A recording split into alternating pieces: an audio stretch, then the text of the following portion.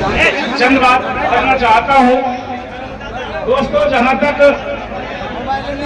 आप लोगों की खिदमत की बात है, आपने आज से 5 साल पहले हमें अपनी खिदमत के लिए चुना और चुनने के बाद हमारे विधायक माननीय चौधरी मोहम्मद इलियास जी को आपने विधानसभा के अंदर पहुंचाया। जहां तक विधानसभा की बात है, विधायक बनने की बात है, अब से पहले जो लोग यहां से विधायक बने थे, मैं आज आपको एक बात शर्त के साथ, गारंटी के साथ अपने पत्रकार बंधुओं के सामने कहना चाहता हूं।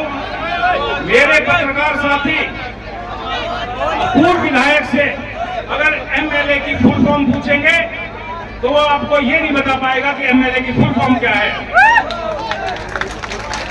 अगर आप पूछेंगे लेजिस्लेचर किसको कहते हैं, उसे नहीं पता कि वो लेजिस्लेचर की स्पेलिंग क्या है और लेजिस्लेचर किसको कहते हैं। उसे नहीं पता कि विधायक किसको कहते हैं। तो जो आदमी विधायक की भूमिका को नहीं जानता, विधायक की स्पेलिंग तक को आपसे नहीं बता सकता, तो विधायक का एक काम क्या होता है उसको करने में मेरे हिसाब से वो किसी भी तरह से सक्षम नहीं है। जहां तक विधायक की बात है, विधि प्लस विधायक, ये जो है विधायक जो शब्द है, विधि कानून को बनाने वाले आदमी को जो है विधायक कहते हैं। जब आप अपने आदमी को यहां से चुन के भेजते हैं, विधायक को चुन के भेजते हैं, एक लेजिस्लेटर को चुनकर भेजते हैं, उसका काम है आपके बीच में रहना, आपकी समस्याओं को, आपकी परेशानियों को सुनना और उन सबको जोरदार तरीके से, बुलंद तरीके से विधानसभा के अंदर सरकार के सामने रखना। तो इस चीज के मुताबिक मैं आज आप सबके सामने, आपके सामने पूछना चाहूंगा, क्या आपके विधायक ने आपकी बात नहीं रखी? बताए क्या रखी नहीं रखी? हमारे मेवात के बड़े मुद्दे हैं, रेल का मुद्दा है। अब कसम खा के कहिए कि आपके विधायक ने विधानसभा के अंदर आपकी बात रखी नहीं।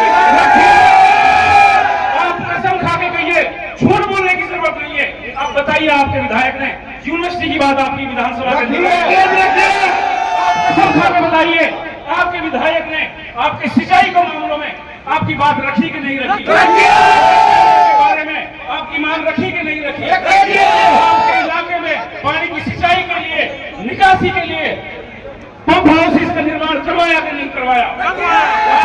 नहरों के ऊपर, चाहे वो मुल्हता की बात हो, चाहे वो बादली की बात हो, मुल्हता के अंदर तो पुल बन भी चुका है और इनके लिए पुल मंजूर करवाए कि नहीं करवाए? जहां तक आपकी बात है, मॉब लिंचिंग का मामला आया था, मॉब लिंचिंग की जब बात आई थी, चाहे वो पहलू की बात हो, चाहे वो रकबत की बात हो, चाहे वो जुनैद की बात हो, चाहे साहिब की बात हो, वही एक आदमी ये था जो तुम्हारे साथ सिगे बढ़ा के सबसे आगे खड़ा था। लिहाजा मैं तो आपसे सिर्फ निवेदन ये करना चाहूंगा कि आपको आज ये समय है,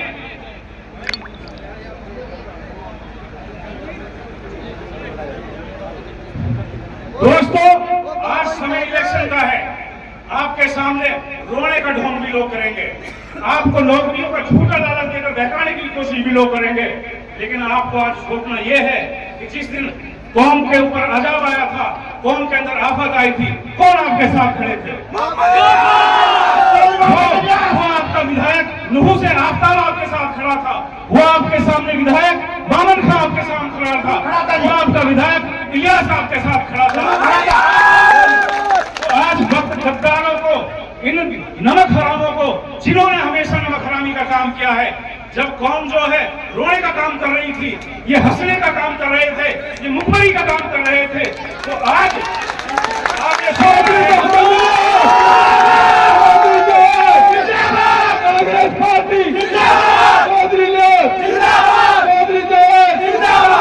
दोस्तों, पिछले 5 सालों में कौम को इन्होंने अकेले रोका छोड़ा है। आज वक्त है कि इनको ऐसा सबक सिखाना है, इनकी 7 नस्लें जो है रोकी रहे।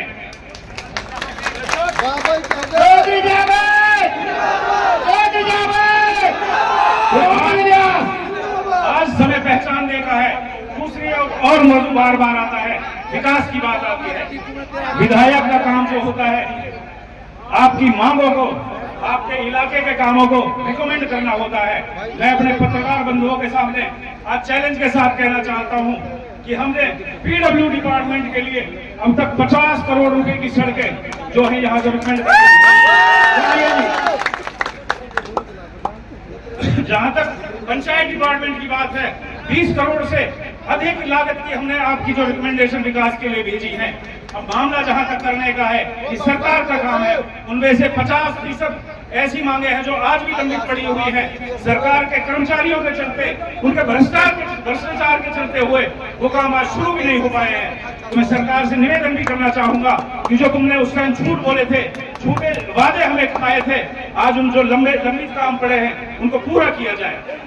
इसके अलावा जहां तक दूसरे मामलों की बात है, पिनाकवा के अंदर स्कूल बनाने की बात है, जहां मरोड़ा के अंदर कट देने की बात है, अलवर रोड को, मैं आप सभी हजरात जितने भी यहाँ तशरीफ पर हैं, मैं सभी से जिन्हें जिम्मेदार साथी हैं खासतौर से गुजारिश करूंगा कि आप खुलकर इलेक्शन में कैसे मेहनत की जाए, कैसे अपने साथियों जो हमारे रूठे उनको मनाया जाए, खुलकर अपनी बात रखें।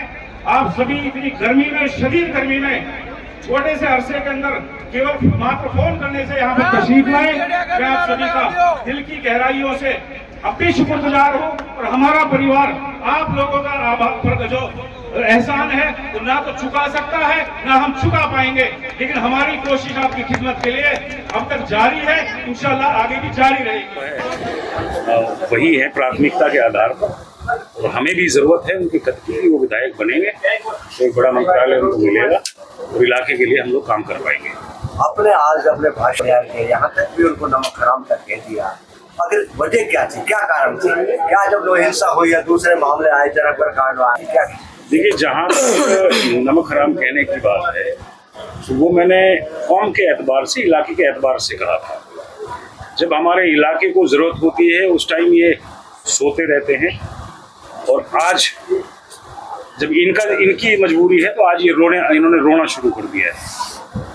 जो आदमी समय पर कौम का साथ नहीं देता, मेरे ख्याल से उसको नमक हराम कहना कोई गलत बात नहीं है, क्योंकि चाहे वो मॉब लिंचिंग का मामला हो, फेक न्यूज़ का इशू आया था उस समय की बात हो, 31 जुलाई को लास्ट ईयर जो इशू आया था उसकी बात हो, पहलू मामला हो, रकबर का मामला हो, साहिब का मामला हो, ये कभी किसी भी उसमें समाज के साथ नहीं बैठा, इसने हमेशा समाज का विरोध किया था। अलबत्ता लोगों की मुखबरी करके सैकड़ों लोग आज भी निर्दोष जो हैं जेल में हैं। इसने जो है हमेशा बीजेपी का जो एजेंट बनकर यहाँ काम किया है, तो मेरे हिसाब से मैंने नमक हराम कहकर, कौम का नमक हराम कहकर कोई गलत काम नहीं किया है। आपने सीधा नौहीन शाह का आरोप रईसा के लड़के सकीम पर लगाया कि उनकी वजह से लोग जो है भड़के हैं और उनकी वजह से घटना हुई, क्या? देखिए, आप सभी लोगों के सामने होगा कि फरीदाबाद में जो CIA पुलिस है वो एक हमारे यहाँ से निर्दोष को उठाकर लेके गए थे और उसकी पुलिस कस्टडी में डेथ हो गई थी। तो उस टाइम पर जो लोग वहाँ गए थे, कौम के लोग, उसकी हिमायत में उनके खिलाफ इसकी लड़की ने बदअखलाकी की थी, और उसी टाइम जो है घी में आग में जो है घी डालने का काम किया था, और जो हिंसा हुई थी उसको भड़काने में इसका एक बहुत बड़ा रोल था।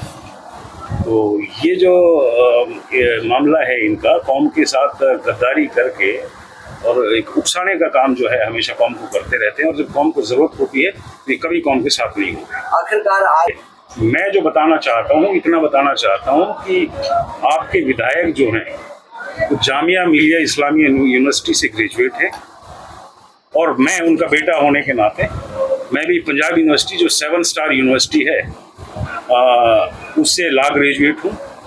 तो जहाँ तक एक विधायक के काम करने की बात है और विधि को जानने की बात है, कानून को बनाने की बात है, कौम की खिदमत कैसे करनी है, मैं जानता हूँ कि मुझे किसी से पूछने की ज़रूरत नहीं है, मैं उसमें पूरी तरह से सक्षम हूँ। तो मैंने आप लोगों को ये बताने की कोशिश इसलिए की है आज कि कौम की जो जिम्मेदारी है वो पढ़े लिखे लोगों के पास है, जिम्मेदार लोगों के पास है, और जितना एक विधायक कर सकता है हमने आपकी सेवा की है। विपक्ष में रहते हुए आपके मुद्दों को, कौम के मुद्दों को विधानसभा के अंदर उठाया है। जब कौम को